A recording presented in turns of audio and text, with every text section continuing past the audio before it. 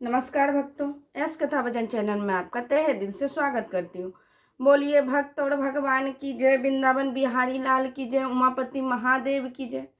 भक्तों, आज मैं आपको भक्ति ने रत्नावती जी की कथा भाग 5वां सुनाने जा रही हूँ तथा अंतिम भी सुनाने जा रही हूँ।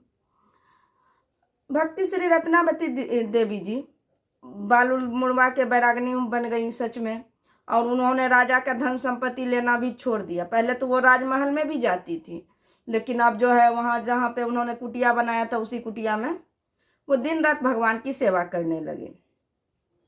इधर राजकुमार से राजा युद्ध करने के लिए तैयार था, तो राजा को उनके हितैषी ने समझाया कि आप अपने पुत्र से युद्ध कीजिएगा तो पूरे जगत में निंदा होगी कि पिता पुत्र से युद्ध कर रहा है।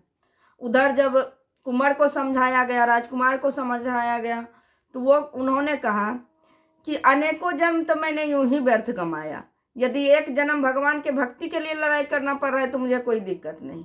उनका दृढ़ निश्चय सुनकर हितैषियों ने समझाया कि अरे सुबह तो राजा चल ही जाएंगे, ऐसा कीजिए आप रात भर के लिए ढोल नगाड़े बंद कर दीजिए, कल आप खूब बजवाइएगा। सभी लोगों के आग्रह पे उन्होंने मान लिया। उसके बाद जो है बंद कर दिया। राजा जो है दिल्ली से आमेर आ गए। दिल्ली से आमेर आए तो उनको सभी ने रानी का सारा बात कह सुनाया।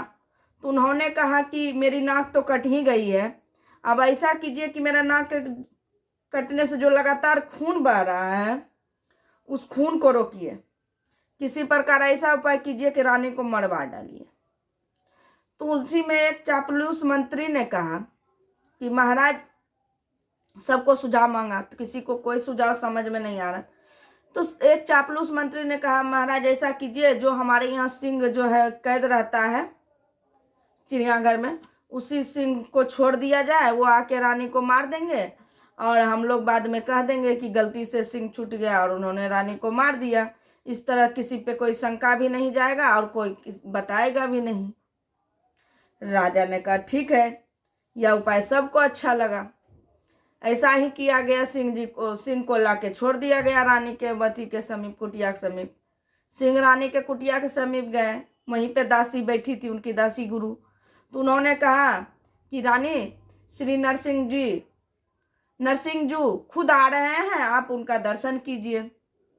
उन्होंने जैसे देखा सिंह को तो प्रणाम किया, बोला कि आइए आइए सरकार, आप नरसिंह रूप में आज खुद दर्शन देने आ गए।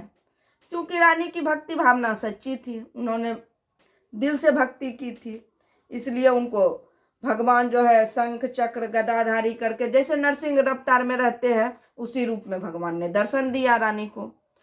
रानी ने भगवान का खूब दर्शन किया, उनका माथा का बाल संवारा, उसके बाद उनके वथी मस्तक पे चंदन तिलक किया, फिर उनका सेवा सूती करके उसके बाद जो है श्री नरसिंह जी फिर चल दिए जैसे कि वो खंभा फाड़ के जा रहे हों। जो भगवान का विमुख था सबको उन्होंने, बहुतों को उन्होंने जो जो दिखता गया सामने में सबको मार के कहीं गायब हो गए। जब राजा के पास यह खबर गया तो उन्होंने कहा कि ऐसा हुआ, सारा घटना कह सुनाया। ऐसा होते ही राजा का मति जो है भगवान इनकी रानी की भक्ति के वजह से राजा का मति ही बदल गया। वो रानी के यहाँ गए और साष्टांग प्रणाम करने लगे। उनको प्रणाम करते दासी को दया आ गई, तो उन्होंने कहा कि दासी देखिए, रानी देखिए महाराज खुद आए हैं। तो उन्होंने कहा एक बार अपना आंख उठा के देख लीजिए। तो उन्होंने कहा कि एक बार आंख जिधर लग गई, अब वही आंख को दूसरे तरफ कैसे लगाऊं, या कहकर यह आंख अब दूसरे की ओर जा नहीं सकती। तब राजा ने कहा कि यह संपूर्ण राज्य धन सब आप ही का है, आप अपनी सेवा में लीजिए, आप इसे स्वीकार कर ले। अब रानी को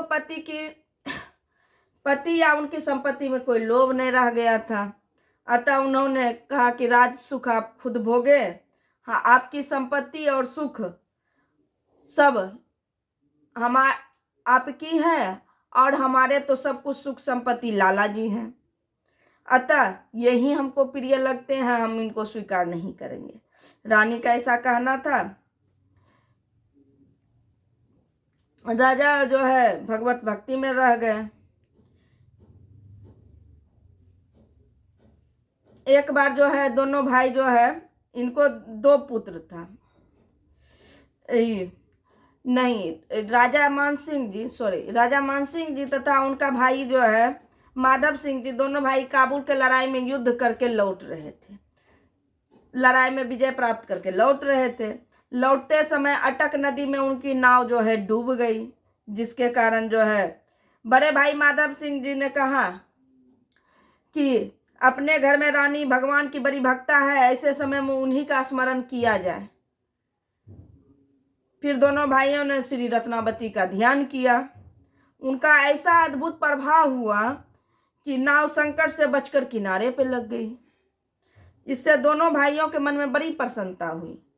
मान सिंह के मन में नई अभिलाषा उत्पन्न हुई कि भक्ता रानी का दर्शन करके प्रथम करना चाहिए। तदनुसार दोनों भाई आके सबसे पहले रानी और ठाकुर जी का दर्शन किए और विनती की भगवान से।